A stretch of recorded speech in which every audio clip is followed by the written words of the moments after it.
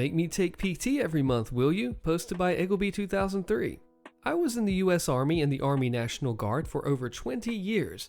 I did finally get my pension, but I was ready to throw all that time away because of the inability of a first lieutenant to count to 8.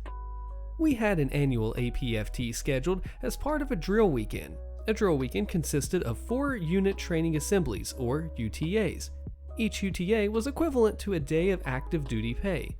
The duty day started at 7 a.m., lunch at 12, final formation at 4:30 p.m., and then released for the day unless an overnighter was on the training schedule.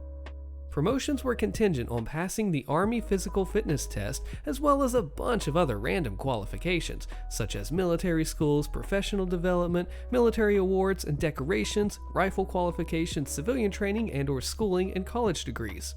The APFT consisted of 3 events: push-ups, sit-ups, and a 2-mile run. It has since been changed, but that was what it was when I was in. I'm a natural runner. I ran track in high school. Tall and lean with good stamina. Not too fast, but I was steady, 6-minute miles all day long. Sit-ups were never really a problem for me. Push-ups, however, not much for upper body strength. I've always struggled with push-ups. It's the only event of the APFT that I ever actively trained. I could max out the other 2 events, but push-ups, I was happy if I could make the minimum required to pass the test. I was up for promotion. I trained push-ups for months prior to the test. On the day of the test, one of the smokers in the unit wanted to run with me, to pace off me so he could pass the PT test. I did the required number of push-ups to pass that event, and I was flying high, knowing the other 2 events were easy for me. We ran on a quarter-mile high school track, 8 laps for 2 miles, and as we passed our score, in this case, the idiot first lieutenant, we'd yell out our last name and he'd check off the completed lap.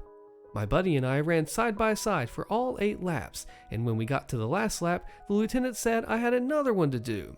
We explained that we ran together for all 8 laps, and if one of us passed, both of us passed, but he wasn't buying it. He made a mistake and couldn't admit it.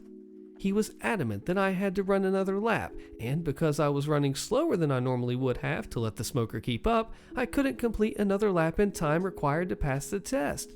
I was marked as a PT failure and wasn't eligible for promotion.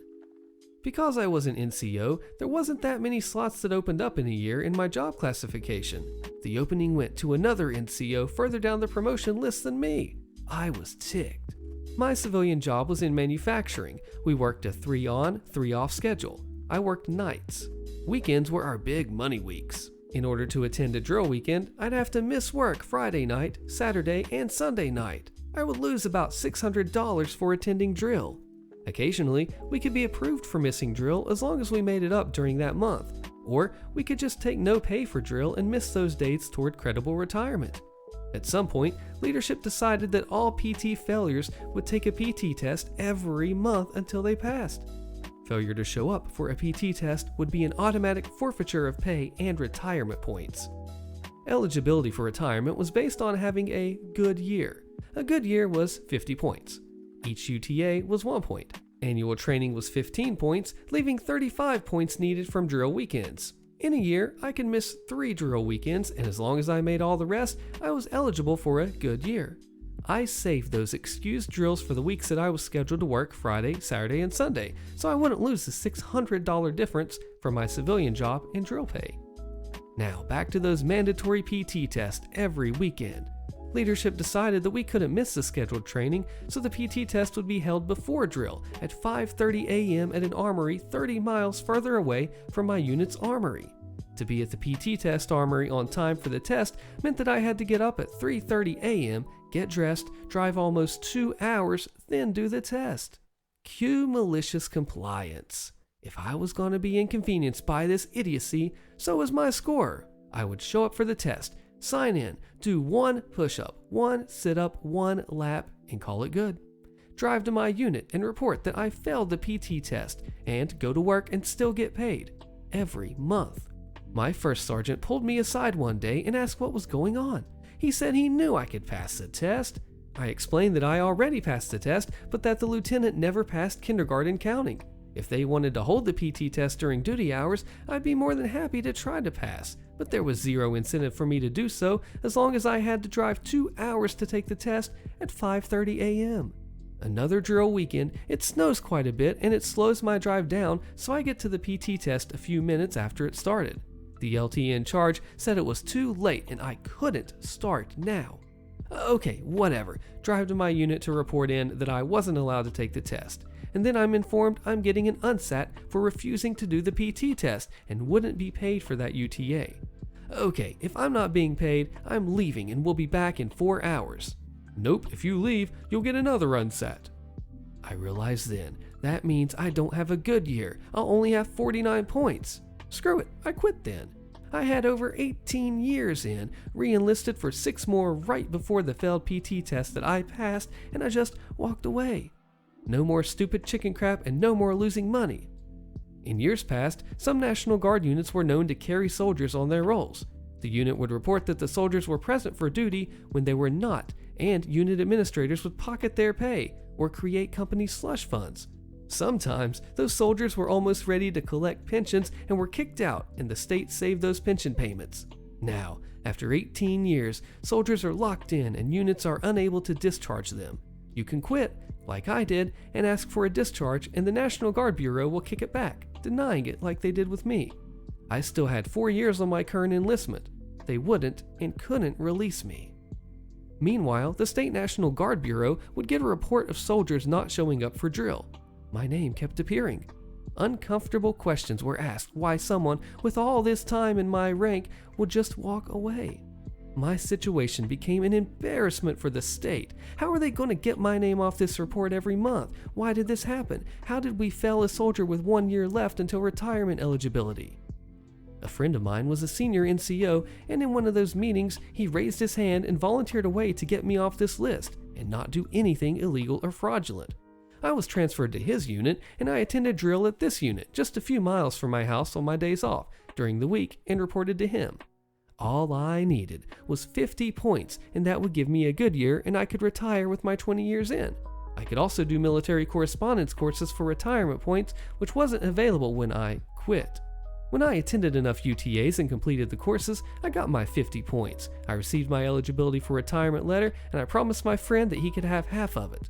Unfortunately, my friend passed away at age 55, a year or so after he finally retired after 30 plus years in uniform. At his funeral, another retired senior NCO spoke and reflected on my friend's ability to think outside the box and referenced my situation. Yes, I'm happily collecting my pension, but I'll never forget him and what he did for me. This one's tough for OP because he did the hard work that was required, trained and passed that test, but got denied over not being able to count to 8. Then he drove 2 hours to drop this malicious compliance. 2 hours, one way, and then finally that broke that camel's back with that straw, and then everything came crumbling down and OP took the win and the pension and retirement. Way to go, OP. Bizarre safety procedures at work cause a hilarious Cobra effect, posted by Artificer9. I'm a senior electrical engineer in the industrial sector.